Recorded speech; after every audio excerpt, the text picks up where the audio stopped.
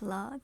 And for today's video, mag-unbox tayo ng binili kong nail polish from Manicurist Paris. So, hindi siya yung usual nail polish na binibili natin sa labas. Kasi yung mga ingredients niya is different from the regular one. Sabi nila non-toxic siya. I mean, hindi siya ganun siguro ka-toxic.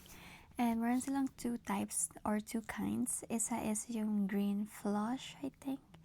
Tapos yung sa akin is green lang. Kasi yung isa, kailangan mong gumamit ng LED light para i-cure and mag-dry agad yung nail polish. Ayoko kasi ng gel polish kasi it takes like a month or depende kung gaano kakapal and katigas yung nail polish. So, nahirapan akong tanggalin siya. So, gusto ko yung pagkalagay lang ng acetone. Tapos, i-wipe mo na okay na. So, right now, hindi good condition yung mga nails ko kasi last October, nagpa-gel polish ako and then nagpa-gel polish ulit.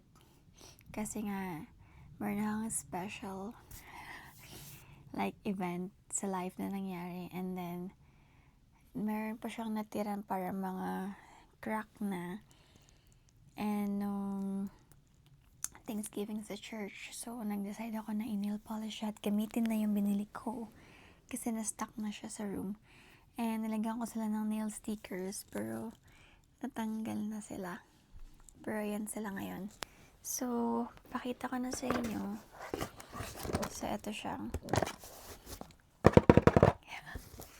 So pag binuksan mo siya,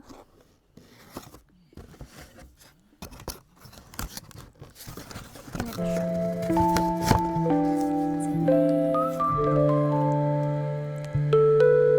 So nandiyan na lahat. Binuksan.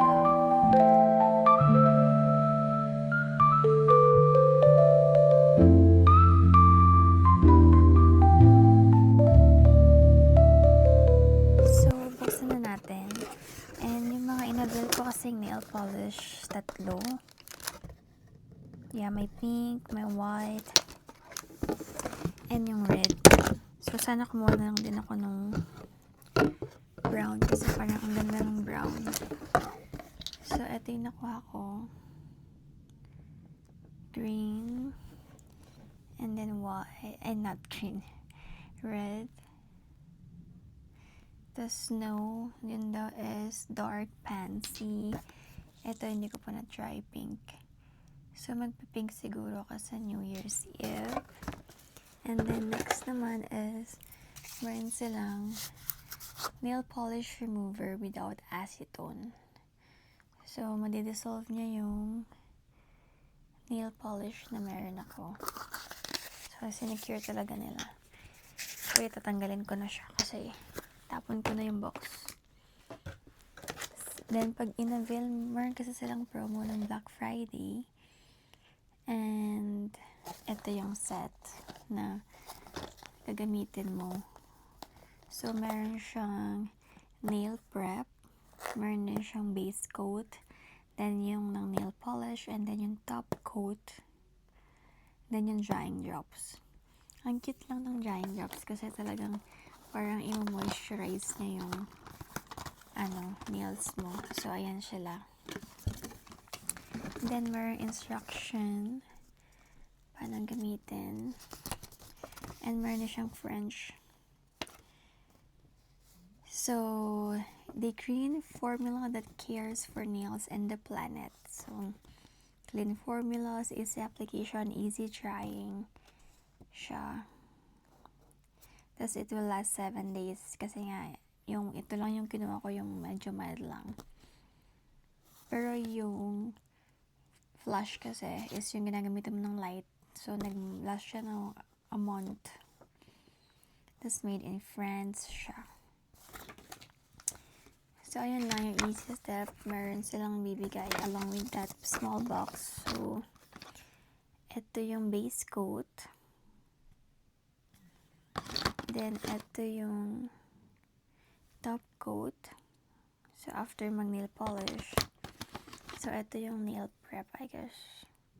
Yeah, so, I need mo munang i-prep yung kung sa hair, meron tayong in-spray bago mag-iron or mag-curl. So, sa nails, meron na nail prep. And then, yung drying drop. So, favorite ko tong drying drop. So, meron talaga siyang dropper. So, pinapakasara ko sila kasi nga ayoko sila mag-drop. So, inagay natin sila sa box. Ang alam ko, meron din yung parang kiniklik mo yung nails mo para pag tinanggal, hindi ko siya makita dito. So, meron na rin kasamang mga nail file. Para pag shinape mo, dalawa na sila. Tapos yung isa pang linis. And, ayun. Manual lang siya, I guess, or poster. So, nandito yung mga iba-ibang kulay ng nails. So, siguro pag naubos ko na yon, doon ako bibili ng bago kasi medyo pricey. Or, depende kung meron mang sale.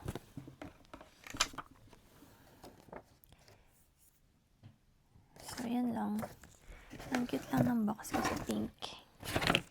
And, meron ako nabiling lalagyan. So, dito ko na lang sila i-transfer. Hello Kitty. This is from Ross. Yan lang. Sana nag-enjoy kayo sa unboxing ko. And till our next video.